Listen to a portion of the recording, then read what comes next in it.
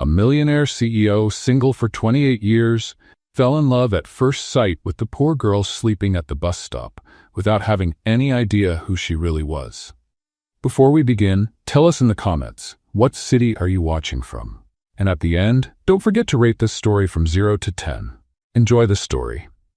Alexander Reed was walking quickly toward his car when, as he turned the corner, something made him stop. On the bench of an almost empty bus stop, a young woman was curled up, sleeping. The light coat she wore wasn't enough to protect her from the cold night wind, and her hands were slightly trembling over a stack of crumpled resumes. Alexander stopped in front of her, not really sure why. He could have just kept walking, gotten in his car, gone back to his penthouse where no one ever bothered him. But something about her made him pause. A strange sense of familiarity. Her features, even pale and hidden under messy hair, stirred an old memory, a place, an image, a feeling. For a moment he just stood there, watching. His heart was beating faster for no logical reason. Alexander, known for his almost mechanical emotional control, was standing in front of a complete stranger and didn't know why. In a quiet gesture, he took off the thick wool coat he was wearing and gently laid it over the girl's shoulders. She didn't wake up. She stayed asleep, exhausted. Maybe she couldn't even feel the cold anymore. The resumes slipped slightly from her hands, and he gently put them back in place. Alexander hesitated for a few seconds, and then, on impulse, pulled a small music box from his pocket. It was old, made of dark wood with carvings that had faded over time. He had carried it for years, without really knowing why. A childhood keepsake from a time when he still believed in things that life had erased. Without knowing exactly why, he placed it next to her on the bench. He stepped back and looked at her for a few more seconds. Then he turned, walked to the car, and got in. The driver greeted him, but Alexander didn't respond. He just looked in the rearview mirror, trying to see the bench in the distance, until it disappeared from view. During the ride, he kept his eyes fixed on the darkness outside the window. He couldn't understand what he had just done. The gesture made no sense at all. He wasn't impulsive. He wasn't emotional. He wasn't the kind of man who got moved by a glance or a sleeping face. But something about that girl had touched a forgotten string inside him. A muffled sound, an echo of something he couldn't name. Back in his quiet apartment, when he sank onto the sofa, he noticed the missing weight of his coat on his shoulders. He closed his eyes. He saw her again, sleeping, her fingers clutched around the papers, her breath shaky.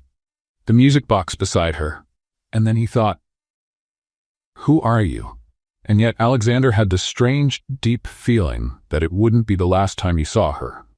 Meanwhile, the loud noise of the bus pulling in made Emily jump awake, nearly falling off the bench. She blinked several times, trying to organize the confused thoughts swirling in her head. Where was she? Oh, right. The bus stop. She had fallen asleep, waiting for the last bus of the night after another long, frustrating day of failed job interviews. But something was different. Very different. First, she wasn't cold anymore. A heavy and incredibly soft coat was draped over her shoulders, carrying a masculine scent she'd never smelled before. It was a sophisticated mix of wood and spices that, for some strange reason, made her feel protected and safe. "What?" Emily murmured, touching the fine fabric. It was clearly expensive, the kind she only saw in the windows of fancy stores downtown, the ones she never dared to enter for fear of embarrassment. Then her eyes locked on the object next to her on the bench. A small, dark wooden music box with delicate carvings that seemed to tell old stories. Emily felt a chill run down her spine, and not because of the cold night air. "I've seen this little box before," she whispered to herself, picking it up with trembling fingers. The surface felt smooth and familiar under her touch, as if her hands already knew every curve, every detail. But how did it end up here? The bus honked impatiently, and the driver shouted through the open window, "You getting on or what, miss? I don't have all night." Emily jumped up, almost tripping over her own feet. Yes, sorry." She quickly gathered her crumpled resumes, still wearing the mysterious coat and holding the music box like it was a treasure. As she stepped onto the bus, she almost slipped on the wet steps. "Careful there, young lady," grumbled the driver, a burly man with a thick Boston accent. "Now, this ain't no amusement park. Sorry, sir, it's just that well, it's a long story. Emily laughed nervously as she searched her pocket for coins to pay the fare. She found the exact amount, as if it were a small miracle. She sat on a seat near the window, still holding the music box tightly. The bus rumbled along Boston's bumpy streets, but Emily barely noticed the motion. All her attention was focused on the object in her hands. Carefully, as if handling something sacred, she opened the lid of the box. Immediately, a soft and melancholic melody began to play. The first notes hit Emily like lightning, making her heart race in a way she couldn't explain. Tears began to fill her eyes without warning. They weren't tears of sadness, but of something much deeper and harder to describe. It was as if that music touched a part of her soul that had been asleep for years. An overwhelming sense of familiarity surrounded her, as if that melody were part of who she was, a missing piece of her identity lost to time. "Why am I crying?" she murmured to herself, wiping the tears away with the back of her hand. "It's just a song." But it wasn't just a song. It was much more than that. It was like those notes were the key to a locked door in her memory, a door she didn't even know existed. Blurred fragments of images danced in her mind. A large, cold place, other children, a dark-haired boy who always made her laugh. "Next stop, Commonwealth Street," the driver announced, interrupting her thoughts. Emily quickly closed the box, as if that could hold back the emotions she didn't understand. The coat was still wrapped around her shoulders, giving her a warm, comforting hug she didn't want to let go of. When she finally arrived at the small apartment she shared with 2 roommates, Emily tiptoed inside so she wouldn't wake anyone. Sarah, her roommate who worked the night shift at a hospital, had left a note on the fridge. "Emily, there's leftover pizza in the oven. And stop blaming yourself about the interviews. You'll get there." Emily smiled for the first time that day. Sarah always knew what to say to cheer her up. She grabbed a cold slice of pizza and sat at the small kitchen table, still wrapped in the mysterious coat with the music box in front of her.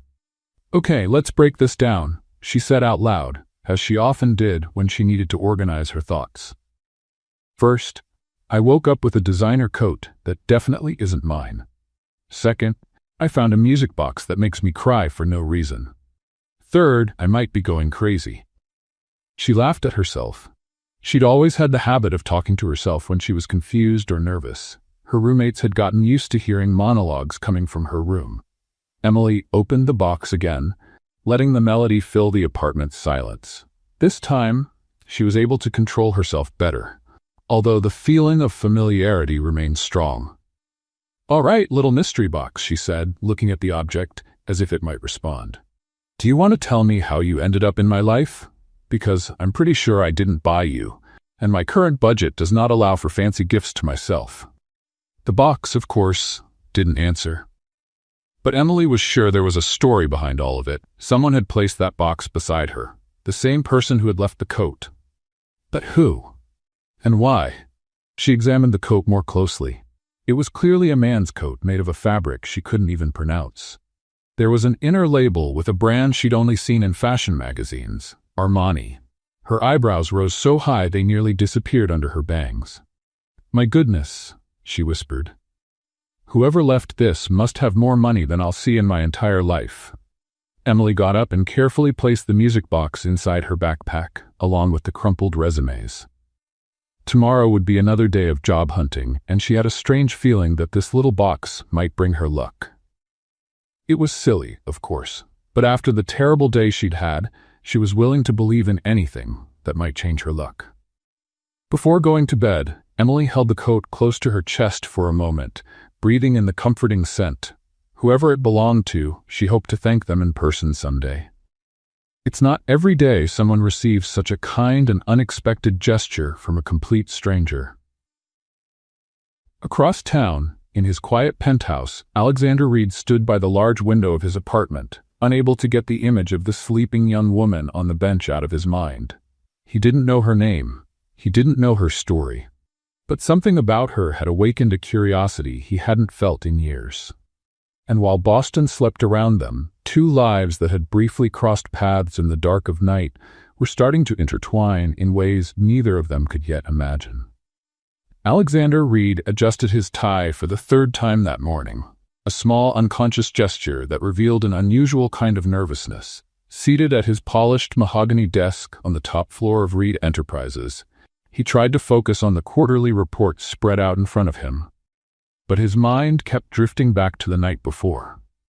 His secretary, Margaret, an efficient woman in her early 50s who had worked with him for over a decade, walked into the office carrying a tray of coffee and a daunting stack of documents.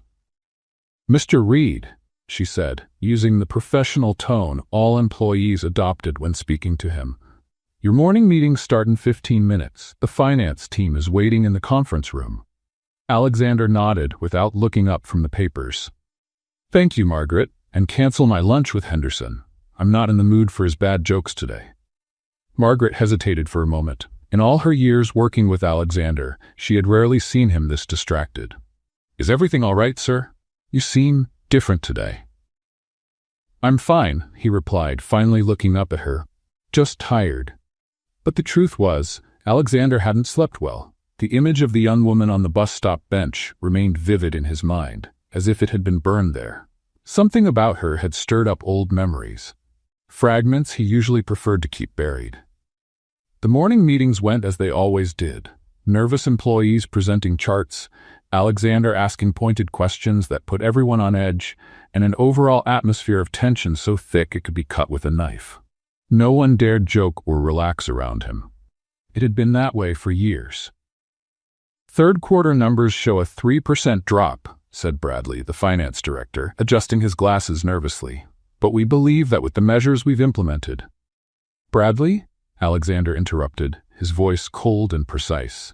3% might not sound like much to you, but that's millions in lost revenue. What exactly is your plan to recover that loss?" The man swallowed hard, and Alexander could almost hear the sweat dripping from his forehead. It was always like this, respect mixed with fear, efficiency masked by tension. After 2 hours of meetings that felt endless, Alexander decided to head down to the ground floor to check some reports from the HR department himself. It wasn't something he normally did. He preferred having the information brought to him. But that day, he felt an unusual restlessness. The elevator slid silently down the building's 30 floors, and when the doors opened in the lobby, Alexander saw the usual morning rush. Busy executives, delivery workers, visitors waiting at reception, and then he saw her. At the front desk, a young woman was handing an envelope to the receptionist. She wore simple clothes, a slightly wrinkled white blouse, and a black skirt that had seen better days. Her brown hair was tied back in a messy ponytail, and she held an old synthetic leather folder that looked like it had been through many battles. Alexander's heart almost stopped. It was her, the girl from the bench. Even dressed differently, standing straighter and with more determination, he recognized her instantly.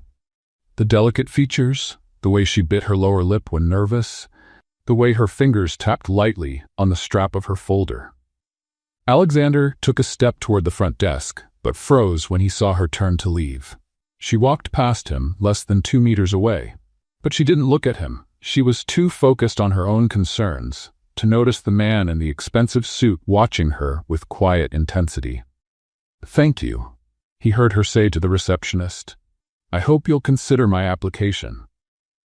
And then she was gone, disappearing through the building's revolving door as if she'd never been there. Alexander stood in the middle of the lobby for a few seconds, ignoring the polite greetings from employees walking past him. His mind was still processing what he had just seen. She was looking for a job. She had just handed in a resume at his company. The rest of the day passed in a haze of distraction. Alexander sat through more meetings, signed documents, made decisions that would impact thousands of employees, but his mind was elsewhere. He found himself staring out the window more than usual, almost as if he hoped to catch sight of her again on the busy streets of Boston. The next day, an uncontrollable curiosity made him pick up the phone to call Margaret. "I want to see yesterday's new hires report," he said, trying to sound casual. "All of the new hires, sir?" Margaret looked surprised. Alexander rarely showed interest in entry-level hiring details. "Yes, all of them." When the report landed on his desk, Alexander reviewed it line by line until he found what he was looking for. Among the new employees for the night shift, a cleaner had been hired to work on the executive floors. Emily Carter. Emily. Now he knew her name. That evening, Alexander did something completely out of the ordinary. Instead of going straight home after work, he stayed in the building. He told Margaret he'd be working late, but in truth, he was waiting. Around 9 o'clock, when most of the daytime staff had already left, Alexander went down to the 25th floor. The hallways were quiet, lit only by emergency lights and the occasional glow from an office where someone had forgotten to turn off the lights. He walked the halls, trying to appear casual, as if he were just checking on things. That's when he heard voices coming from the security post. "The new cleaner seems nice," said one of the guards, Robert, a big man who had worked the night shift for over 15 years. "Emily, right?" She said she started yesterday. "Yeah," the other guard, Jimmy, replied. "I saw her with the cleaning cart on the 23rd floor. She looks like a hard worker." Alexander felt his heart speed up. She was there, in the building, at that very moment. Without thinking much about what he was doing, he headed for the elevator and went down one floor. The elevator doors opened with a soft chime, and Alexander stepped out onto the 24th floor. The lighting was dimmer there, casting long shadows along the walls. He followed the faint sound of wheels squeaking on the marble floor. And then he saw her. Emily was pushing a cleaning cart down the hallway, her hair tied up in a practical bun, wearing a simple blue company uniform.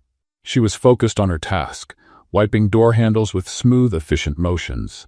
When she looked up and saw him at the end of the hallway, their eyes met. For a moment that felt like it lasted forever, they just looked at each other. Emily tilted her head slightly, as if trying to remember where she might have seen that man before, but nothing came to mind. To her, Alexander was just another executive working late. "Good evening," she said politely before turning her attention back to the cleaning cart. "Good evening," Alexander replied, his voice sounding rougher than usual. Emily went back to work, and Alexander stood there for a few more seconds before returning to the elevator. When the doors closed, he leaned against the wall and shut his eyes. She hadn't recognized him. To Emily, he was a complete stranger. But to Alexander, she was the missing piece of a puzzle he hadn't even realized he was trying to solve.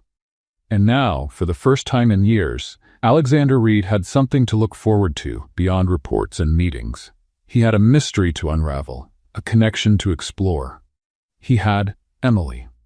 On her third night working at Reed Enterprises, Emily was starting to get used to the routine. She had learned where the cleaning supplies were kept, figured out which elevator was fastest to the upper floors, and even discovered that the 12th floor bathroom had the best toilet paper in the entire building. "Okay, Emily," she murmured to herself as she pushed the cleaning cart down the 27th floor hallway. Third night and still not fired. That has to be some kind of personal record. The building was practically empty at that hour. Only a few lights remained on in offices where some workaholics were still working late. Emily liked the silence. It was relaxing after full days of job hunting and hearing more no's than a parent trying to get a 2-year-old to eat broccoli.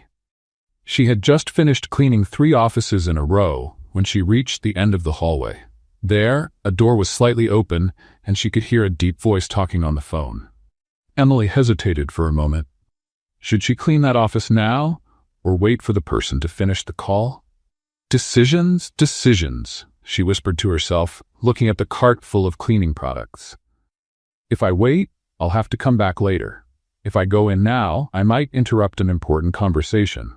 But if the person wanted complete privacy, they wouldn't have left the door open, right? Emily decided she'd be quick and quiet. She took only the bucket with soap water and a cloth, leaving the rest of the cart in the hallway.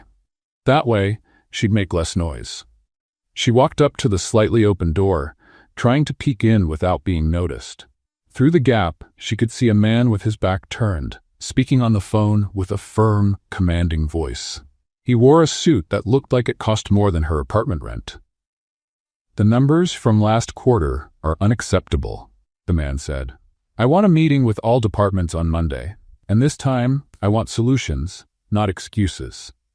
Emily swallowed hard. He was clearly someone important. Maybe it was better to come back later. She started to back away, and that's when disaster struck. As she stepped back, Emily bumped the door with her shoulder. It opened a little wider with a sharp creak. The sound startled her, and she lost her balance. The bucket of soapy water slipped from her hands like it had a life of its own.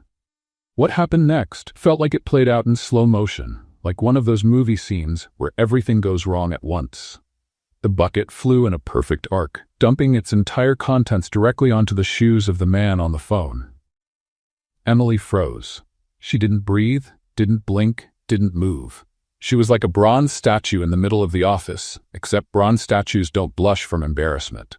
The man stopped speaking mid-sentence. Slowly, like a predator spotting prey, he turned around. It was Alexander Reed, the CEO, the most feared man in the entire building, and she had just soaked him with dirty soap water. I... Emily stammered, feeling like the floor might open up and swallow her whole. Mr. Reed, oh my goodness. Alexander looked down at his Italian leather shoes, now drenched in cloudy water. Then he looked up at Emily, who seemed to be on the verge of a nervous breakdown right there. Let me call you back, he said into the phone, keeping his eyes on Emily.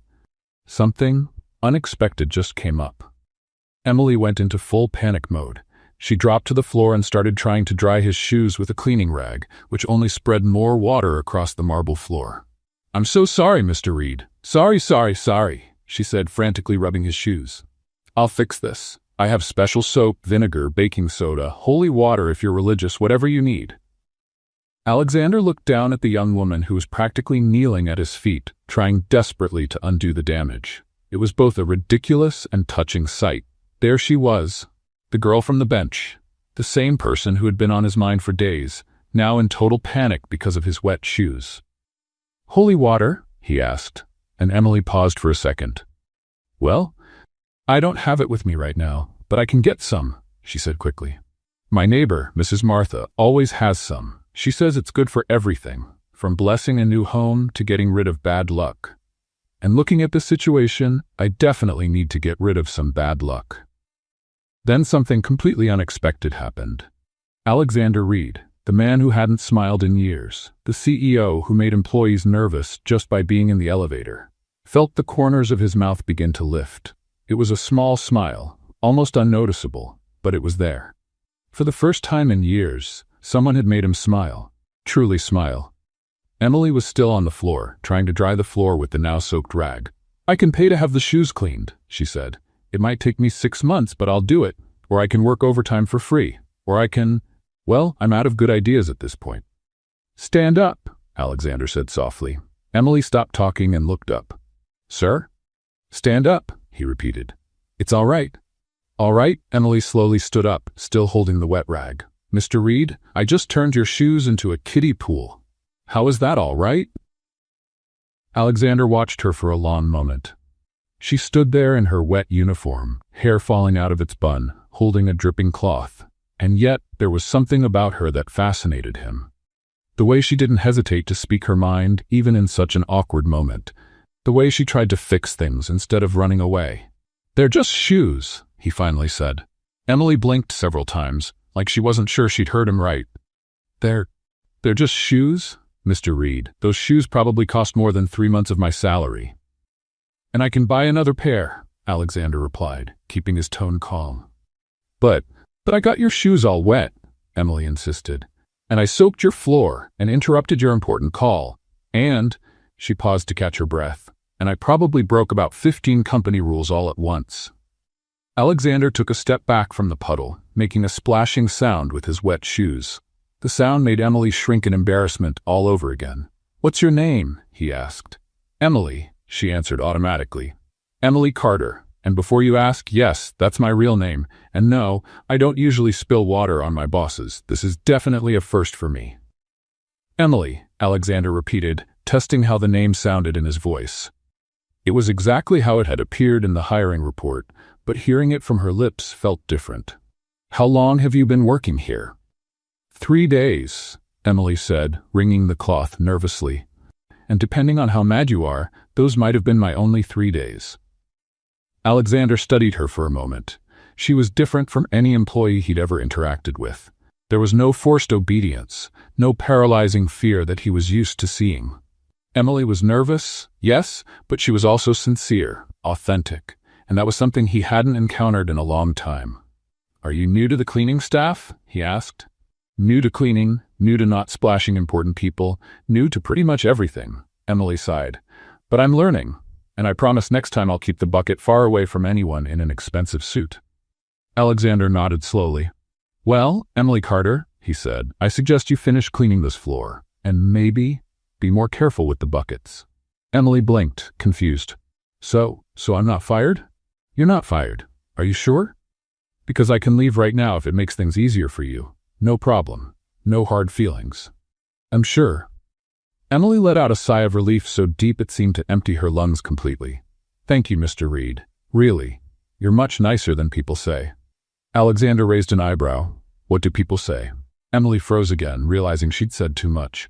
"Well, nothing bad. Just that you're demanding and focused, and," she swallowed hard, "that it's best not to spill water on your shoes."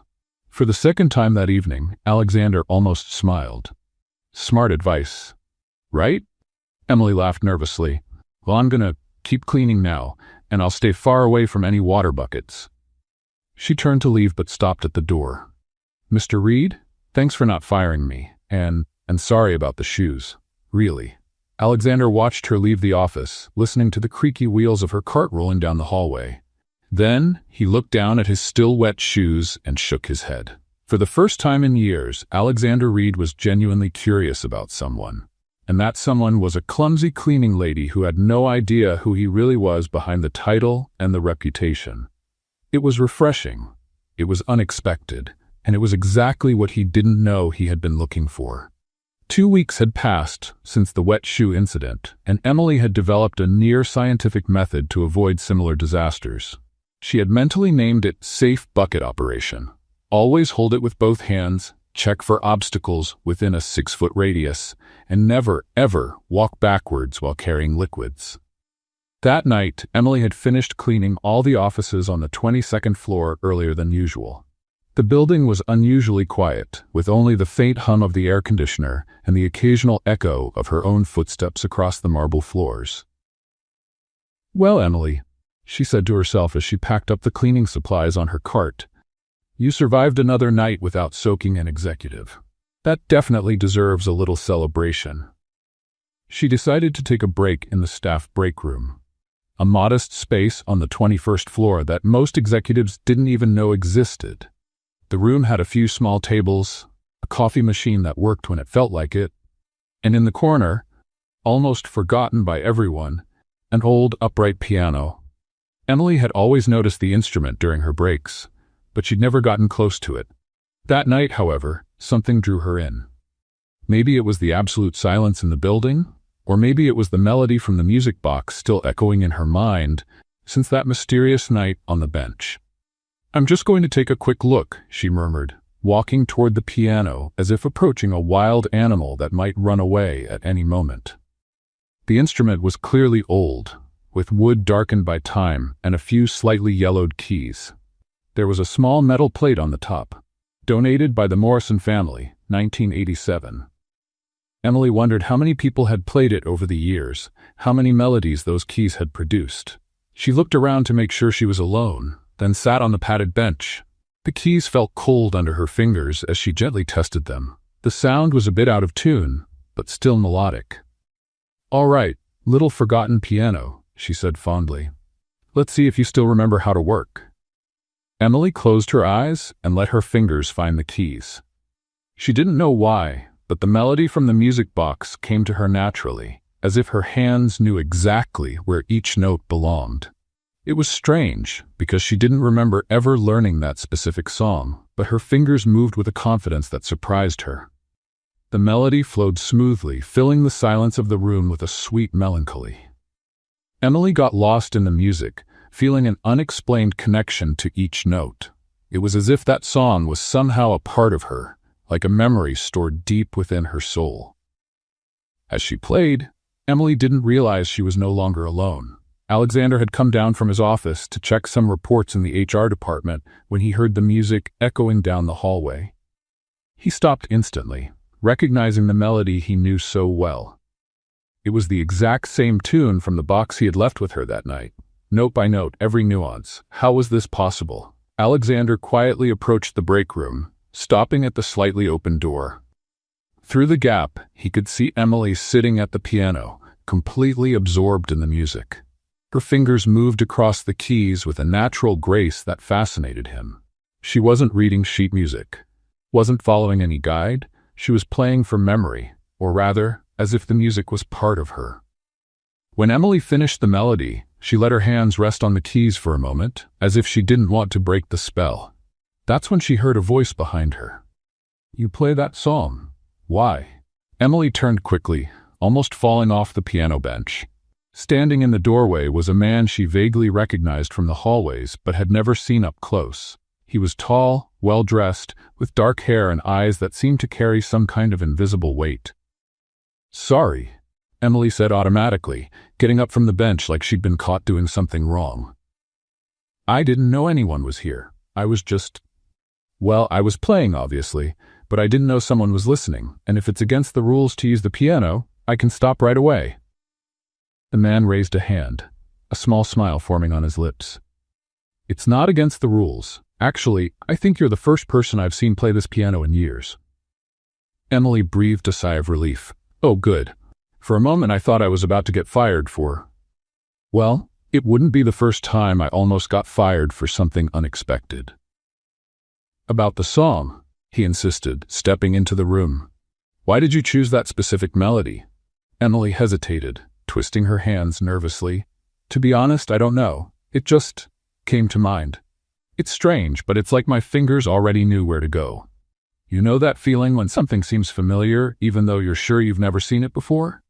Alexander nodded slowly. He knew that feeling very well. "Yes, I do. And where did you learn to play the piano?" "I learned when I was a child," Emily replied, relaxing a bit. "There was a piano at the place where I grew up. One of the staff members taught me the basics. I'm not a professional or anything, but I've always liked to play when I need to think." "You play very well," said Alexander sincerely. "I'm Alex, by the way." "Emily," she replied, holding out her hand. "Emily Carter. I work the night cleaning shift." Alexander shook her hand, noticing how small and delicate it felt compared to his. "Nice to meet you, Emily Carter." "You work here too?" Emily asked. "I mean, obviously you do, otherwise you wouldn't be here this late, but I've never seen you during my cleaning rounds." "I work in maintenance," Alexander answered, choosing a half-truth. "Executive maintenance." "Oh, that's cool," said Emily, sounding excited. "Must be interesting." "I bet you know all the building's secrets, like where the best coffee machines are and which bathroom has the softest toilet paper." Alexander laughed, a genuine sound that caught him by surprise. "You could say that? And you? Do you play piano too?" Emily asked, gesturing toward the instrument. "A little," Alexander admitted. "But not like you. You have a natural talent." Emily blushed slightly. "Thank you. That's kind of you to say, even if it's just to be polite." "I'm not being polite," Alexander said. "I'm being honest." There was a comfortable silence between them for a moment, and then Emily sat back down on the piano bench. "Want to join me? This bench is big enough for two, and I promise not to play anything too complicated." Alexander hesitated for a moment. When was the last time he'd sat casually with someone, without schedules, reports, or business pressure? He couldn't remember. "Why not?" he said, sitting next to her on the bench. "All right, Alex from Executive Maintenance," Emily said with a playful smile. "Let's see what you can play." Alexander placed his fingers on the keys and began a simple, familiar melody. Emily joined in, creating a natural harmony that blended perfectly with his main tune. It felt like they had played together many times before. "Wow," Emily said when they finished. "We play really well together. It's like our styles match perfectly." Alexander looked at her, studying her bright expression. "They really do." "Want to hear something funny?" Emily said, turning to face him. "I have this strange feeling that we've met before. Not here at work, but somewhere else. Have you ever had that feeling with someone?" Alexander's heart beat faster. "Yes," he said softly. "It's an unexplainable feeling." "Exactly," Emily exclaimed. "It's like déjà vu, but stronger, like there's a story I should remember, but it's locked away somewhere I can't reach." They kept talking for over an hour, completely losing track of time. Emily talked about her past jobs, her struggles finding work, and her hopes for the future. Alexander, careful not to reveal too much about his real position, spoke about Boston, about music, and how life sometimes takes unexpected turns. It was the most natural and comfortable conversation Alexander had had in years. Emily had a way of talking that made him feel relaxed, like he could let his guard down and just be himself. She was funny without trying to be, smart without being full of herself, and genuinely kind in a way he had forgotten people could be. "Wow, what time is it?" Emily suddenly asked, glancing at the clock on the wall. "I can't believe so much time has passed." "Time flies when you're having fun," Alexander said, surprised to realize he truly had enjoyed himself. "It really does," Emily agreed, standing up from the bench. "Well, Alex, it was a pleasure meeting you. I hope we get to talk again soon." "I hope so too," Alexander said, and for the first time in a long while, he actually meant it. As Emily left the room, Alexander stayed seated at the piano for a few more minutes. There was something about her that deeply intrigued him. The way she played that particular melody, the feeling of familiarity she mentioned, how naturally they talked. For the first time in years, Alexander Reed didn't want to avoid a human connection.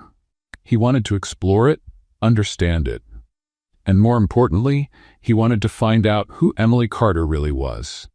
In the days following their meeting at the piano, something changed in Alexander Reed's routine. For the first time in years, he found reasons to leave his top-floor office and head down to the lower levels of the building. There was always a logical excuse: checking the energy efficiency on the 22nd floor, inspecting hallway cleanliness, or reviewing nighttime safety protocols. Margaret, his secretary, started noticing the odd pattern. "Mr. Reed," she said one morning, looking at his schedule, "you've been going down to the lower floors a lot lately. Is there a specific issue I should know about?" Alexander adjusted his tie, a gesture Margaret had learned to recognize as a sign of nervousness. "Just making sure all operations are running properly," he replied, keeping his tone professional. "A CEO should be familiar with every part of the company." Margaret raised an eyebrow but said nothing.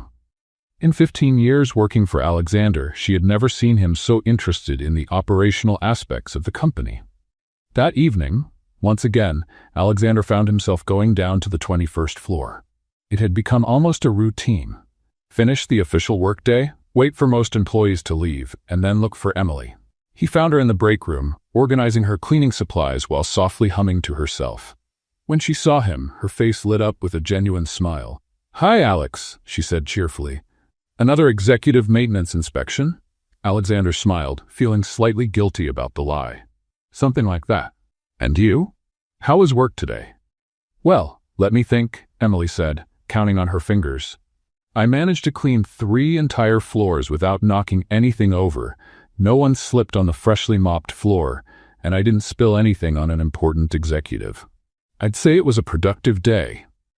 "Still worried about the shoe incident?" Alexander asked, amused. "Worried?" Emily laughed. "Alex, I have nightmares where I'm chasing Mr. Reed through the hallways with buckets of water. I bet he still tells that story to other executives at board meetings." If she only knew, Alexander thought. "I'm sure he's completely forgotten about it." "You think so?" Emily looked relieved. "I hope so. I don't want to be known as the cleaner who splashes important people. That's not exactly the kind of reputation I'm aiming for." They walked together through the hallways as Emily wrapped up her tasks. Alexander had discovered he liked listening to her talk. She had a lively way of telling stories, turning even the most ordinary events into amusing tales. "You mentioned the other day that you grew up somewhere with a piano," Alexander said casually. "What was that place like?" Emily hesitated for a moment, and Alexander noticed a shadow cross her eyes. "It was an orphanage," she finally said. "I lived there from the age of 6 until I turned 18. "I'm sorry," Alexander said gently. "That must have been hard." "It had its moments," Emily admitted, trying to keep the tone light. "But there were good things too. Mrs. Patterson, who ran the music room, taught me to play the piano. She used to say music was like a secret language that could comfort the soul." Alexander felt something stir in his chest, a faint and distant memory. "Did you have friends there?" "A few," Emily said, a nostalgic smile forming on her face. "There was a boy. We were inseparable. He had this way of making me laugh, even on the hardest days. We spent hours listening to music together. What happened to him? He was adopted when we were about 8, Emily said, her voice growing quieter. I was happy for him, of course. Everyone deserves a family, but I missed him a lot. Alexander stopped walking, an odd feeling washing over him. There was something familiar in her story, something that stirred memories he had long buried. What was his name? He asked, trying to keep his voice casual. Josh, Emily replied. Joshua, actually, but everyone called him Josh. He had dark hair and eyes that always looked like they were hiding secrets. He used to say that one day he'd come back to find me. Alexander's heart nearly stopped. Joshua. Memories flooded his mind like puzzle pieces suddenly fitting together. An orphanage, a brown-haired girl, hours spent listening to music, a promise made by an 8-year-old child.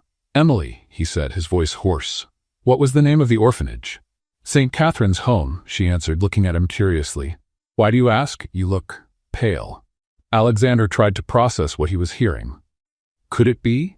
After all these years, was it really possible? Alex? Emily gently touched his arm. Are you okay? Before Alexander could reply, Emily kept talking, lost in her own memories. You know, it's funny. Since we met, I've been having the strangest dreams. Bits of memories that feel real, but I can't quite place them. And that song I played on the piano, it's like it's part of a story I'm supposed to remember. Alexander looked at her, really looked at her, for the first time. The delicate features, the expressive eyes, the way she bit her lip when she was thinking. How hadn't he seen it before? Emily, he said softly, do you remember anything specific about Josh? A lot of things, she said, smiling sadly. He used to make up fantastic stories to distract me when I was upset. And he had this little music box we loved to listen to together. It was our special song. Alexander's world seemed to stop. The music box. The same one he'd carried with him all these years. The same one he had left with her that night on the bench. What kind of music box? He asked, barely able to form the words. It was small, made of dark wood, with delicate carvings, Emily described, her eyes drifting into the past. It played the most beautiful melody, the same one I played on the piano the other day. Funny how some songs just stick to your soul, don't they? Alexander knew he should tell the truth right then. He should reveal who he really was, both as the CEO and as Josh from her childhood. But the words just wouldn't come. How could he explain that he'd been unknowingly searching for her all these years? How could he admit that he had lied about his identity? Alex? Emily called again, worried by his silence. Instead of speaking, Alexander did something impulsive, something that surprised him just as much as it surprised her. He stepped closer, his eyes locked on hers. Emily didn't step back. In fact, she seemed to lean in slightly, as if some invisible force was pulling them together. Time seemed to slow down when their lips met. The kiss started gently, almost hesitantly, but quickly turned into something deeper and more intense. It was like all the lost memories, all the years apart, all the unspoken longing were being poured into that one moment. When they finally pulled apart, both were breathing heavily. Emily looked at him with a mix of surprise and recognition that left her confused. She began, touching her lips. Why do I feel like this has happened before? Alexander cupped her face in his hands, studying every detail as if he were trying to memorize it. Maybe because it already did, he said softly. In another life, in another time. Emily let out a quiet laugh, but her eyes were shining. Do you believe in things like that? Destiny? Soulmates? I didn't, Alexander admitted. Until now. They stood there, lost in each other's eyes, both feeling that something important had shifted between them. Neither of them knew yet that it wasn't just the present connecting them, but a shared past that was finally beginning to come out of the shadows. What Emily didn't know was that the man she had just kissed was both the CEO she feared and the Josh she had never forgotten. And what Alexander didn't know was that he had finally found the person his soul had been searching for all his life. A week had passed since the kiss, and Emily felt like she was floating through the halls of Reed Enterprises. She and Alex had met every night since, talking for hours in the break room or walking down the empty corridors while she finished her work. It felt like they had rediscovered a long-lost friendship, but with a new and exciting closeness. Sarah, I think I'm in love, Emily confessed to her roommate one morning as they sipped coffee in the small kitchen of their apartment. Sarah, who worked night shifts as a nurse, looked up from her newspaper with one eyebrow raised. In love? Emily Carter, you've always said you didn't have time for romance. I know, Emily said, spinning in her chair like a teenager. But he's different, Sarah. It's like we've known each other for years. We talk about everything, laugh about everything, and when we're together, time just disappears. And he works at your company? In executive maintenance, Emily replied. He's special. He really listens to me, not just pretends while thinking about something else. Sarah smiled. Well, I'm happy for you. Just be careful where you're walking when you're daydreaming about him. We don't want you spilling another bucket of water on some important executive. Emily laughed. That only happened once, and Mr. Reed didn't even seem that mad. That afternoon, Emily got an unexpected call from her cleaning supervisor, Linda. Emily, sweetheart, Linda said in her raspy smoker's voice, I need you to cover the afternoon shift today. Jessica called in sick, and we've got an important meeting on the 30th floor that needs to be spotless. Sure, no problem, Emily replied. What time do you need me there? 2 o'clock. And Emily, wear your newest uniform. This meeting's with the big shots. Emily arrived at the building earlier than needed, excited for the change in her usual routine. She rarely worked during the day, so it would be interesting to see the building with more people around. Maybe she'd even run into Alex by chance. Linda met her in the lobby, holding a clipboard and looking more stressed than usual. Emily, thank you for coming, she said quickly. I need you to clean room 30A. It's one of the main meeting rooms, right next to the CEO's conference room. Everything has to be perfect. Got it, said Emily, grabbing her cleaning cart. Room 30A, total perfection. I could do that with my eyes closed. And Emily? Linda grabbed her arm. If you see any executives around, be discreet. They don't like being disturbed. Emily nodded and stepped into the elevator. 30th floor. It was her first time going that high up in the building. The doors opened to reveal a luxurious hallway with thick carpets, artwork on the walls, and a stunning view of the city through floor-to-ceiling windows. Wow, Emily whispered to herself. This place is fancier than some hotels I've stayed at. Well, hotel, singular, and it wasn't that fancy. She found room 30A easily, noticing the door was slightly open. Perfect. She could slip in, clean everything up quickly, and leave without bothering anyone. Pushing her cart down the hallway, Emily hummed softly to herself, a tune she'd heard on the radio during her commute. She was in a good mood, thinking about how she'd tell Alex all about her little adventure on the executive floors of the company. Working 9 to 5, what a way to make a living, she sang quietly, pushing the door open a bit more. That's when her life changed completely. The room wasn't empty. In fact, it was full of men in expensive suits sitting around a large conference table. And at the head of the table, leading the meeting with an air of authority, Emily recognized instantly, was Alex. But it wasn't Alex, not the Alex she knew. This man looked the same, had the same voice, but everything about him was different. His posture was straighter, almost intimidating.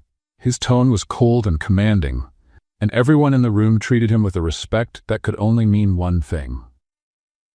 I want those numbers reviewed by Monday, he was saying when he noticed Emily standing in the doorway.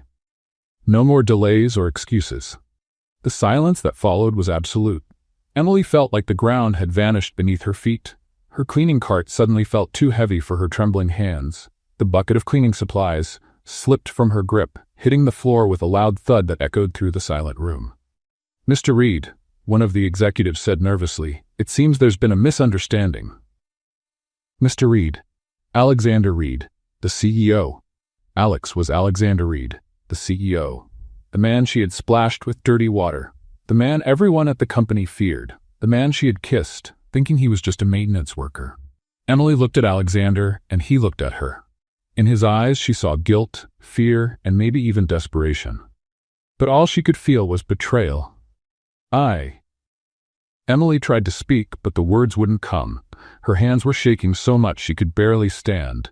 Emily, Alexander said, rising from his chair, but his voice sounded different, formal, distant, like she was just another employee who had made a mistake. But that was enough to break the trance Emily was in.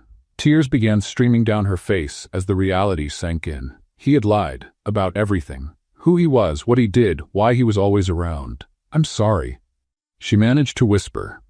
But she wasn't apologizing for the bucket or for interrupting the meeting. She was apologizing for being so naive. Emily turned and ran. She ran down the luxurious hallway, her tears blurring the view. She ran to the elevator, pressing the button over and over as if it would help her escape faster from the humiliation. Behind her, she heard Alexander calling her name, but she didn't stop. She couldn't stop. She couldn't face him again, knowing it had all been a lie. When the elevator doors finally closed, Emily collapsed against the wall, sobbing. How could she have been so foolish? How had she not seen it? The expensive suits, the confident way he spoke about the company, the way he always seemed to know everything. The elevator reached the ground floor, and Emily ran straight to Linda's office. "I'd like to resign," she said, still crying. Linda looked up, alarmed. "Emily, you were on the 30th floor just 15 minutes ago." "I made a terrible mistake," Emily said, trying to steady her breathing. "I can't work here anymore." "Sweetheart, whatever happened, I'm sure we can sort it out." "We can't," Emily interrupted. "Trust me, it can't be fixed." She filled out the resignation forms with trembling hands, handed in her badge and uniform, and walked out of Reed Enterprises without looking back. Meanwhile, on the 30th floor, Alexander had ended the meeting abruptly, leaving a room full of confused executives. He rushed down to the ground floor, but Emily was already gone. "Where's Emily Carter?" he asked Linda, trying to keep his voice steady. Linda looked at him, surprised. "Mr. Reed? She just resigned. Said she made a terrible mistake and couldn't stay here anymore." Alexander felt like he'd been punched in the stomach. "Did she say anything else?" "No, sir. She just grabbed her things and left." Alexander went up to his office in silence, finally feeling the full weight of his lies.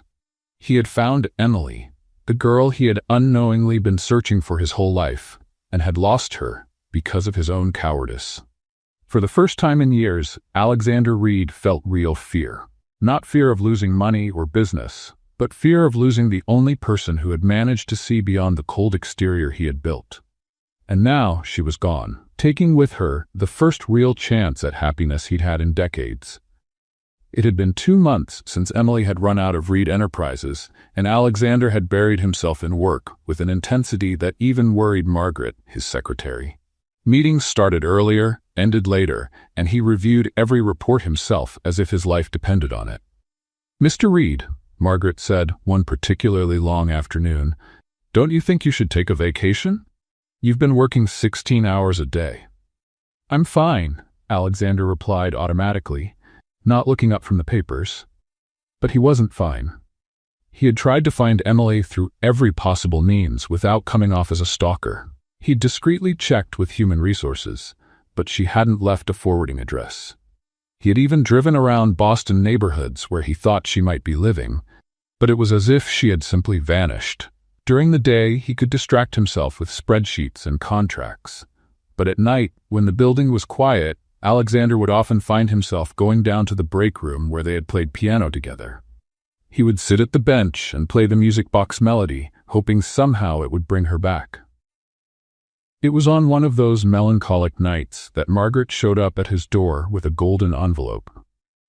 "Mr. Reed, this came for you," she said hesitantly. "It's an invitation to the annual benefit event for the Arts for Boston Foundation. I usually decline these kinds of things, but—" "Decline it," Alexander said without looking. "Sir, with all due respect, you need to get out of this office, and it's for a good cause. The foundation raises money for music programs in orphanages." Alexander looked up. Orphanages. Emily had grown up in an orphanage. It was a weak connection, but— "Where's the event?" "At the Harrison Gallery, in the historic district," Margaret replied, clearly surprised. "Live music, dinner, silent auction. Confirm my attendance." That Saturday night, Alexander reluctantly found himself driving downtown. The Harrison Gallery was small and charming, very different from the large corporate events he was used to. Around 50 people mingled through the intimate space, sipping wine and admiring local artwork on the walls. Alexander greeted a few familiar faces, made a generous donation to the silent auction, and was just about to leave when he heard the sound of a piano coming from the center of the gallery. His first reaction was nostalgia. For the past 2 months, any piano music reminded him of Emily. But there was something familiar about this particular melody. Very familiar. Alexander walked toward the small crowd that had gathered around the piano. Through the people, he caught sight of a young woman sitting at the instrument, her fingers gliding over the keys with natural grace. She wore a simple navy blue dress, and her hair was down, falling in soft waves over her shoulders. Then she turned her head slightly, and Alexander's world came to a stop. It was Emily. She was playing the melody from the music box exactly as she had that night in the break room. Every note was perfect, every nuance just as he remembered. Alexander couldn't move. He couldn't breathe.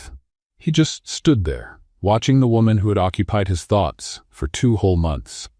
Emily finished the song, and the small audience applauded warmly. That's when she looked up and saw him. The smile on her face disappeared instantly.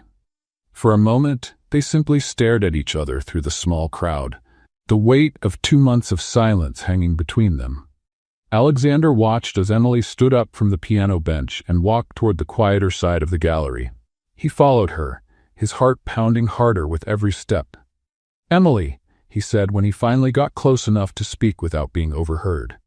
"Alexander," she replied, and the name sounded formal in her voice.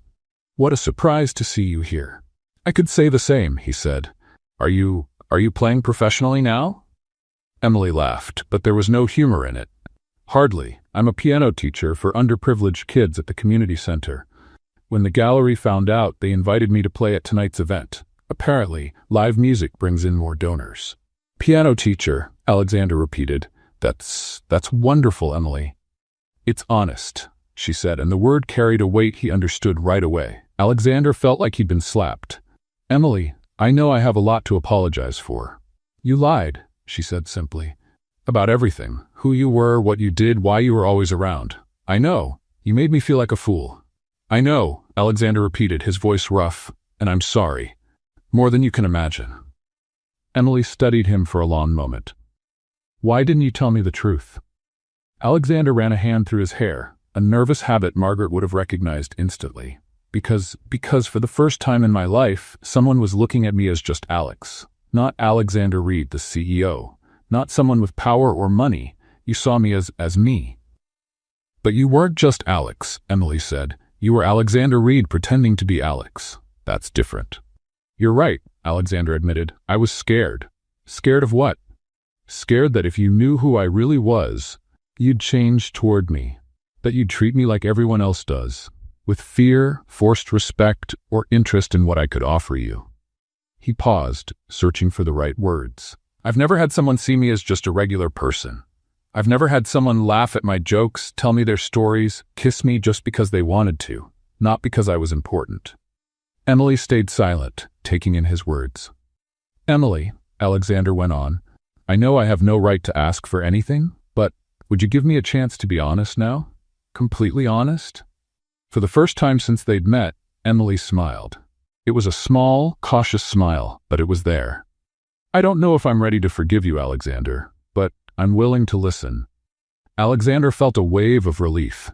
"That's more than I deserve." "Much more," Emily agreed, though there was a hint of humor in her voice. They talked for another hour, sitting on a small bench in the back of the gallery. Alexander told her about his childhood, how he became a CEO so young, how he had built emotional walls around himself. Emily spoke about the past 2 months, how she found work teaching piano, and how she'd missed him despite the anger. "Emily," Alexander said as the evening came to an end, "I'd like you to come back to the company. I can offer you a better position, something in music therapy, or—" "No," Emily gently interrupted. "Thank you, but no. People would say you're giving me special treatment because of personal interest. And they'd be right." Alexander nodded, understanding. "Then, can we see each other? Outside of work? Like regular people?" Emily hesitated, then took his phone and typed in her number. "I promise not to disappear again," she said, "but that doesn't mean things will go back to how they were." "I understand," Alexander said. "Can I start over?" Emily looked at him, weighing his sincerity. "I think everyone deserves a second chance," she finally said. even lying CEOs. Alexander laughed, a real sound of relief. Thank you, Emily. I promise this time will be different. It better be, Emily said, but she was smiling when she said it. When they parted that night, both of them knew things would never be the same. But maybe, just maybe, it could become something even better.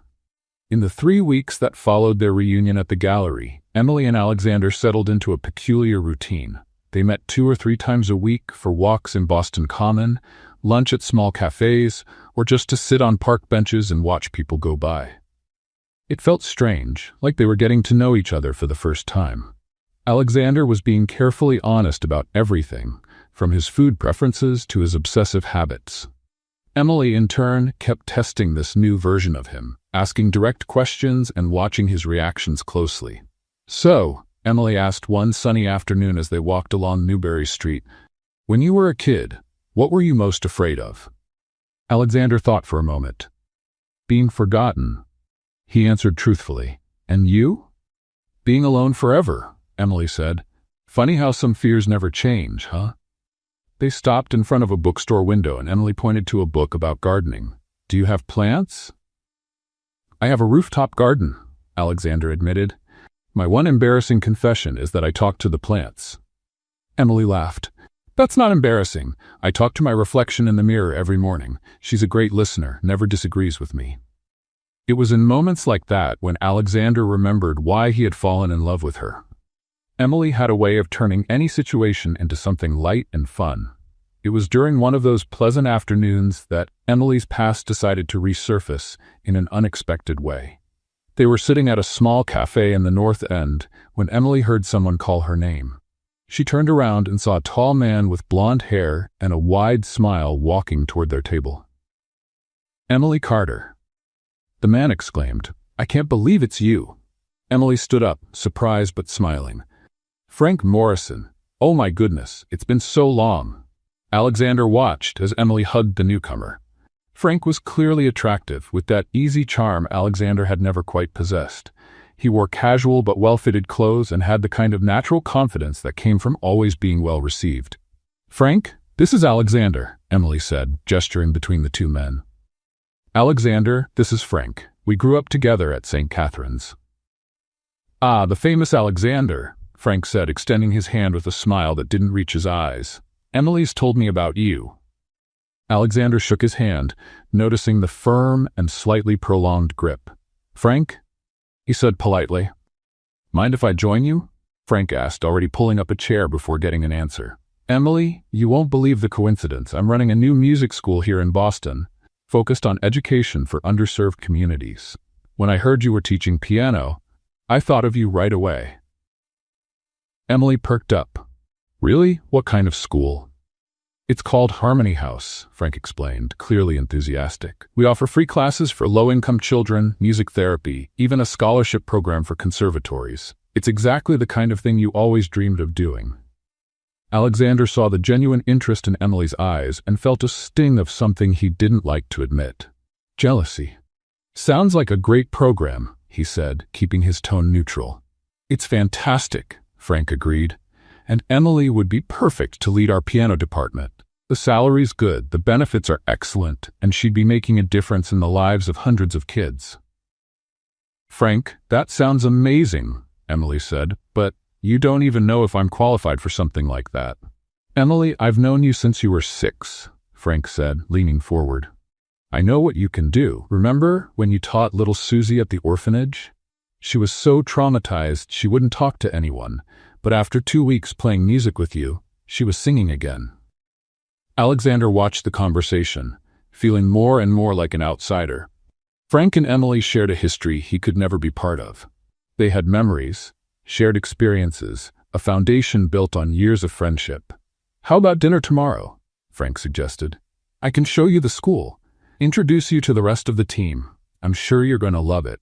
Emily looked at Alexander, as if asking for permission or advice. "Well, of course," Alexander said quickly. "Sounds like a great opportunity." "Great," Frank said. "And Alexander, you should come too. After all, Emily always tells me how supportive you've been." There was something in Frank's tone that Alexander didn't like, but he nodded. "I'd be happy to." The next evening, the three of them met at a modest Italian restaurant in the North End. Frank had picked the place, and Alexander immediately noticed it was the kind of restaurant Emily would feel comfortable in. Casual, cozy, without the pressure of the upscale places Alexander usually dined at. Dinner started well, with Frank telling funny stories about the school and Emily laughing genuinely. Alexander tried to join the conversation, but felt out of place. Frank and Emily spoke a shared language of memories he couldn't understand. That's when Frank decided to make it personal. "You know, Emily," Frank said, twirling pasta on his fork, "you've always been too independent for your own good. Remember when you turned down help from the Johnson family who wanted to adopt you? You said you didn't need rescuing." Emily blushed slightly. "Frank, I'm just saying some things never change," Frank continued, looking directly at Alexander. "You don't need a prince to save you, Emily. Some people only care about flowers once they've already bloomed." The silence that followed was tense. Alexander felt the blood rushing to his face, but kept his voice calm when he replied. "And some people think charity makes them worthy of something they'll never have," he said, his tone icy. Frank laughed, but there was no humor in the sound. "I guess the difference is that I've always been here. You just showed up." "Frank," Emily said, clearly uncomfortable. Alexander stood up from the table abruptly, his patience finally gone. "Emily, let's go," he said, his voice low but firm. To his surprise and relief, Emily stood up without hesitation. "Frank, thank you for the dinner and the offer," she said politely. "I'll think about the position." "Emily, wait," Frank began, but she was already walking out of the restaurant with Alexander. The drive was quiet, heavy with unspoken tension. Alexander drove through the familiar streets of Boston, trying to process what had just happened. Frank had been right about one thing. He had come into Emily's life late. But that didn't mean he didn't belong there. When they stopped in front of the modest building where Emily lived, Alexander finally broke the silence. "Emily," he began, turning to look at her. His voice was thick with emotion, vulnerable in a way she had rarely heard. "I know all of this is strange. I'm strange. I haven't understood what's been happening to me since the first moment I saw you. On that bench." Emily looked at him, her eyes reflecting the glow of the streetlights. "I just know that you're the person I've been waiting for." "Even if I didn't know I was waiting," Alexander went on, taking her hands in his. "I've never felt this good around anyone before. I'm not good with words, but it's you, Emily. It's always been you." For a moment, Emily just looked at him, studying his face in the soft light inside the car. Then, without saying a word, she leaned in and kissed him. It was a different kiss from the one they had shared before. That one had been discovery, surprise, unexplained chemistry. This one was a choice. It was Emily saying, without needing words, that no matter what past she shared with Frank, no matter the complications or uncertainties, she was choosing Alexander. When they pulled apart, Alexander rested his forehead against hers. "Thank you," he whispered. "For what?" "For choosing me," he said, "even knowing how complicated I am." Emily smiled, touching his face gently. "Alexander Reed," she said, "you might be a lot of things, but boring isn't one of them." Rain tapped insistently against the window of the small bedroom Emily shared with her two roommates. It was one of those gray Boston afternoons that made you want to hide under a blanket with a cup of hot chocolate. Emily had come home early from her piano lessons. 3 students had canceled because of the weather. "Well," she said to herself, looking around the messy room, "since I'm here, I might as well pretend to be a tidy person." She started by picking up the clothes scattered on the chair, then organized the sheet music piled on the floor. That's when she picked up her old backpack, the one that had been with her through the tough job hunting days, and realized how heavy it was. "Oh my goodness," she muttered, shaking the bag. "What am I carrying in here? Lucky rocks?" Emily flipped the bag upside down on the bed, emptying everything out. Out came pens with no ink, crumpled papers, some old candy she had forgotten about, and in the middle of it all, a small box she didn't remember packing. It was a simple metal box, rusted, with a latch that barely worked. Emily picked it up carefully, feeling the weight of memories before she even opened it. "Where have you been hiding?" she asked the box, as if it might answer. When she finally managed to open the latch, Emily found a few childhood treasures she had saved from the orphanage: a small teddy bear missing one eye, some letters from other kids, and at the bottom, a faded photograph. Emily picked up the photo with trembling fingers. It was a black and white picture, clearly old, showing two children sitting side by side on a wooden bench. The girl, with uneven braids and a toothy smile, was holding a small music box. The boy next to her, with messy dark hair and a wide, genuine grin, had one arm protectively around her shoulders. On the back of the photo, someone had written in childish handwriting, "Emily and Josh, best friends forever, 1995. Emily felt like the floor had disappeared beneath her feet.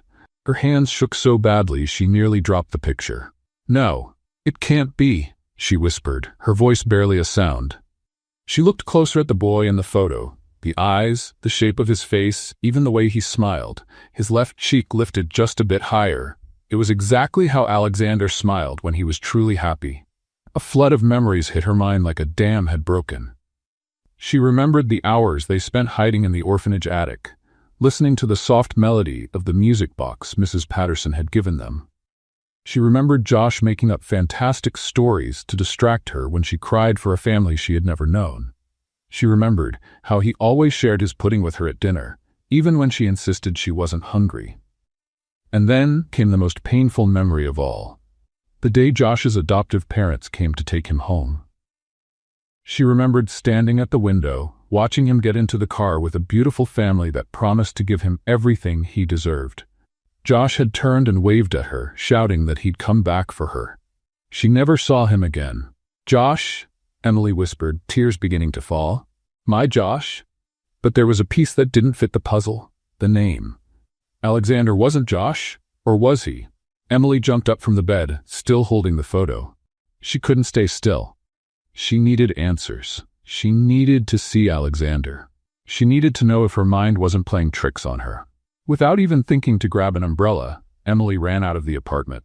The rain soaked her instantly, but she barely noticed. She ran through Boston's slippery streets, dodging pedestrians and splashing through puddles. "Excuse me, sorry," she called out as she rushed past people who looked at her like she was crazy. Romantic emergency. When she reached the Reed Enterprises building, Emily was completely soaked and out of breath. The security guard at the front desk looked at her with concern. "Ma'am, are you all right? Do you need help?" "I need to see Alexander Reed," Emily said between gasps. It's urgent." "Mr. Reed is in a meeting. Please," Emily said, holding out the wet photograph. "It's about this. He'll want to see me, I promise." Something in her voice convinced the guard to make the call. After a brief conversation, he directed her to the elevator.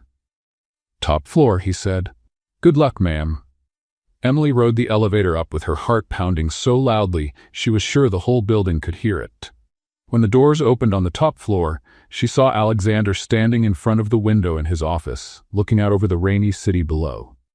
He looked lost in thought, and there was a sadness in his posture that Emily recognized instantly. "Alexander," she said softly. He turned, surprised to see her there, soaked and shivering, holding something in her hands. "Emily, what happened? You're soaking wet?" Do you remember this?" Emily asked, holding out the photo with trembling hands. Alexander stepped closer and took the picture. Emily watched his expression shift completely. First surprise, then disbelief, and finally an emotion so pure and deep it brought tears to his eyes. How do you have this photo?" he asked, his voice hoarse and unsteady. Alexander's eyes filled with tears as he looked from the photo to Emily, then back again. "So it's you, Emily? My Emily?" Emily nodded, unable to speak. Tears streamed freely down her face. Then Alexander smiled, a smile that lit up his entire face, transforming him into the 8-year-old boy from the photo. You're my Millie." Without a word, they embraced. It was a hug filled with years of longing, of silent searching, of a bond that had never truly been broken. Emily clung to Alexander as if afraid he'd disappear again. "But how is this possible?" Emily asked, her voice muffled against his chest. "Your name was Josh." Alexander held her tighter, breathing in the scent of her hair. "My adoptive parents gave me a new name when they adopted me. Joshua Reed became Alexander Reed," he explained, his voice filled with emotion. "But in my heart, I always knew something was missing. I've spent my whole life searching for you, Millie, even without knowing exactly where to look.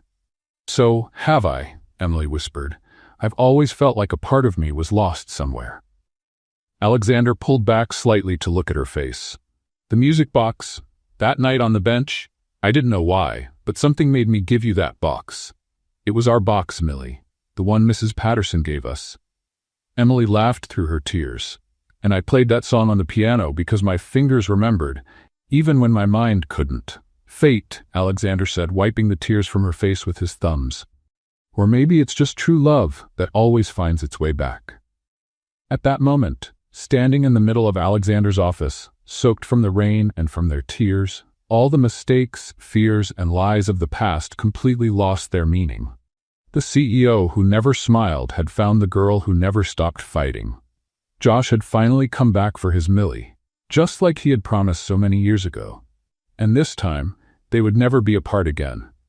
The next morning, Emily woke up thinking it had all been a vivid dream. But when she looked at the nightstand and saw the faded photograph still there, she knew it was real. Josh had come back. Alexander was Josh. And she finally understood why she had always felt connected to him since that first night on the bench. The phone rang around 10 in the morning. "Good morning, Millie," said Alexander's familiar voice, and Emily smiled hearing her childhood nickname. "Good morning, Josh," she replied, testing how it felt to say his original name out loud. "It still feels strange to think you're real." "I have a proposal for you," Alexander said. "How about dinner tonight? I have something special planned." Emily hesitated. "Alexander, if it's one of those fancy restaurants where I have to decode the menu in French, I'm going to pretend I'm sick." Alexander laughed. "Trust me, it'll be perfect. I'll pick you up at 7. "All right, but if I feel out of place, I'm leaving and getting a hot dog on the street." That evening, Emily spent an hour trying to pick out something to wear. Nothing felt right for a dinner with a CEO who also happened to be her childhood best friend and possible romantic interest. "Too formal," she said, tossing a dress on the bed. "Too casual. I don't know, just too much." She finally chose a simple navy blue dress, the same one she had worn at the gallery where they saw each other again. When Alexander arrived to pick her up, he drove toward a part of Boston Emily didn't recognize. They stopped in front of a small Italian restaurant that looked closed. Alexander," Emily said, looking around. "I think your fancy restaurant is closed." "Actually," said Alexander, stepping out of the car with a mysterious smile, "it's not." He led her to the entrance, where a maitre d' was waiting for them. When the doors opened, Emily was speechless. The entire dining room was empty, except for one table in the center. But it wasn't the table that impressed her. It was the walls, decorated with old sheet music, candles scattered everywhere creating a warm golden light, and in the center of the table, her favorite childhood music box. "Alexander Reed," Emily said slowly. "You rented out an entire restaurant?" "Technically, I bought the whole dinner," he corrected. "And before you say it's too over the top, just remember, I've been your best friend for over 20 years.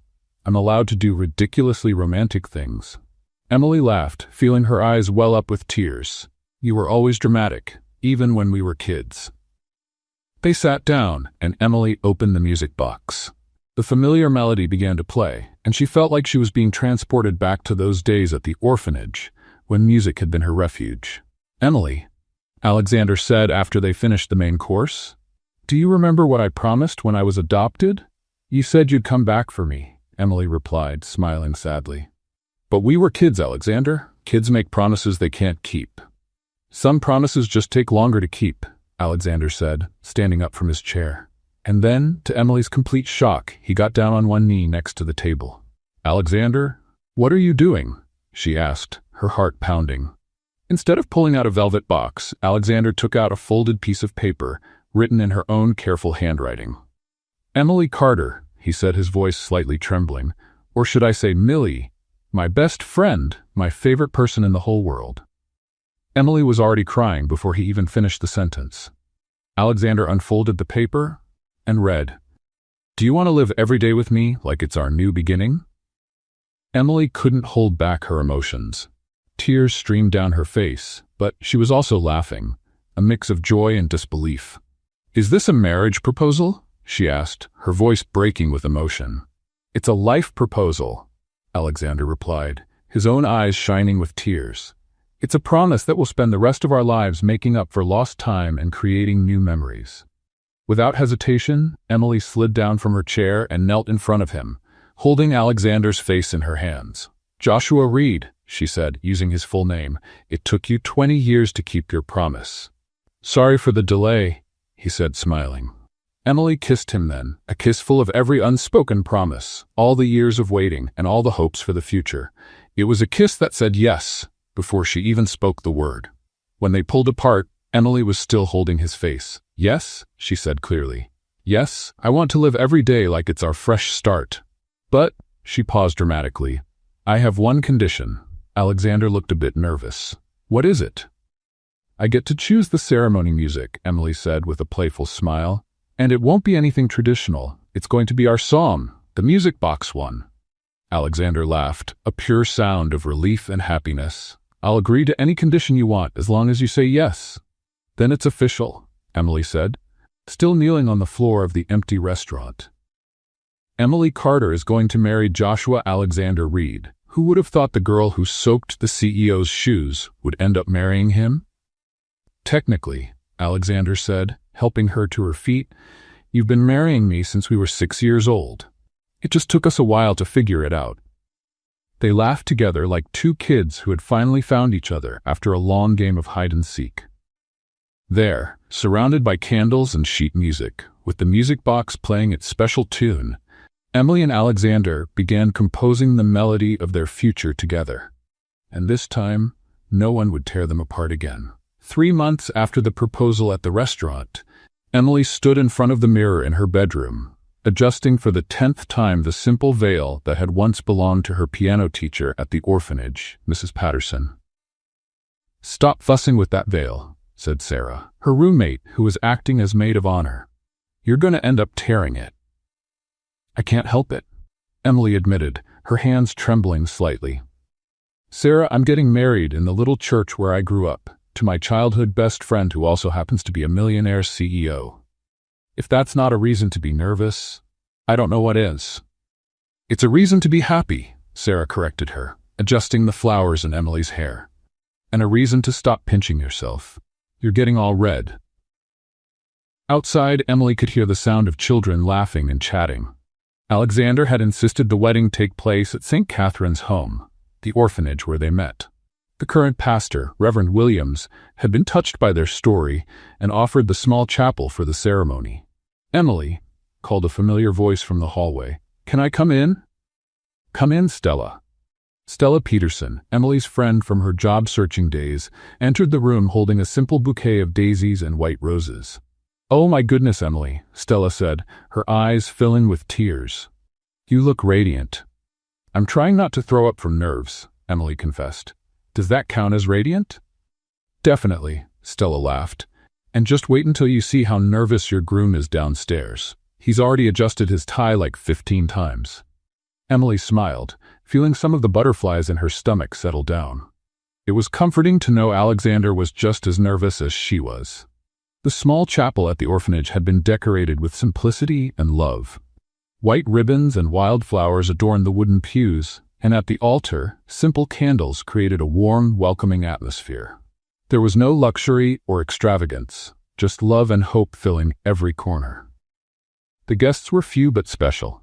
Sarah and Stella, a few close friends of Emily's, Margaret, Alexander's secretary, and Alexander's adoptive parents, Robert and Helen Reed. They had immediately embraced Emily as family, insisting she call them Mom Helen and Dad Robert. And seated in the front pews were a dozen children from the orphanage, all dressed in their best clothes, holding simple musical instruments. When the moment came, Emily heard the familiar tune of the music box, only this time it was being played by a small group. Some children with recorders, others with triangles and xylophones, all playing with sweet concentration. "It's your time, dear," said Helen Reed, who had insisted on walking Emily down the aisle since she had no parents to do the honor. Emily took Helen's arm and began walking down the small aisle. She wore a simple white satin dress she had found at a second-hand shop, but it had been altered with such care that it looked like it had been made just for her. When her eyes met Alexander's at the altar, Emily felt like the whole world made sense. He stood there in his simple but elegant tuxedo, holding the original music box, the very one he had left with her that night on the bench. His hands trembled slightly, and Emily could see tears of emotion in his eyes. "Wow," Alexander whispered when she reached the altar. "You look wow. Is that your official statement?" Emily asked, laughing softly. "Because I can ask the Reverend to repeat the vows if you want to elaborate." "You are the most beautiful woman I've ever seen," Alexander said, correcting himself. "And the funniest, and the most amazing, and—" Okay, Emily interrupted, smiling. "Save some sweet words for the official vows." Reverend Williams, a kind 60-year-old man who knew their story, began the ceremony with a voice full of emotion. "Dear friends," he said, "we are here today to witness something truly miraculous. A love that began in childhood, was separated by time and distance, but found its way back." During the vows, both Emily and Alexander cried openly. They had written their own promises, and the words were simple but deep. "I promise," Emily said, holding Alexander's hands, "to be your best friend, your adventure partner, and your favorite person to talk to about totally random things at 3 a.m. "I promise," Alexander replied, "to protect your heart the same way you protected mine when we were kids, and I promise never to lie about who I am again, because with you, I can simply be Josh." When the Reverend asked for the rings, Alexander opened the music box. Inside, where the little ballerina used to be, were 2 simple gold rings. "With this ring," Alexander said, sliding the band onto Emily's finger, "I promise you my heart, my life, and all my tomorrows." "With this ring," Emily replied, "I promise you that our story is only just beginning." "By the power vested in me," Reverend Williams declared, "I now pronounce you husband and wife. Alexander, you may kiss your bride." The kiss was gentle, full of promises and a joy that seemed to overflow. The orphanage children clapped and shouted with happiness, and even Margaret was quietly wiping away tears. During the small reception in the orphanage garden, Emily noticed Stella chatting animatedly with someone. As she got closer, she saw it was Frank, who had shown up to greet her and congratulate the couple. "Stella was telling me about her work with special needs children," Frank was saying, clearly interested. "It's fascinating." Emily and Alexander exchanged amused glances. The chemistry between Stella and Frank was undeniable. "Well," Emily whispered to Alexander, "looks like we're not the only ones who believe in new beginnings." Alexander smiled, pulling her closer. "Life has a funny way of putting the right people in the right place, doesn't it?" "It really does," Emily agreed, looking around at the children playing, the friends chatting, and the man who had been her best friend, then her lost love, and was now her husband. "Mr. and Mrs. Reed," one of the orphanage children said, tugging at their hands, "are you going to have kids like us?" Emily and Alexander laughed, looking at each other with that perfect understanding only people who've known each other a lifetime can share. "Who knows?" Emily said, squeezing Alexander's hand. "The future is full of possibilities." And as the sun set over Boston, Emily and Alexander danced for the first time as husband and wife, to the same melody that had connected 2 young hearts so many years ago. What did you think of Emily and Alexander's story?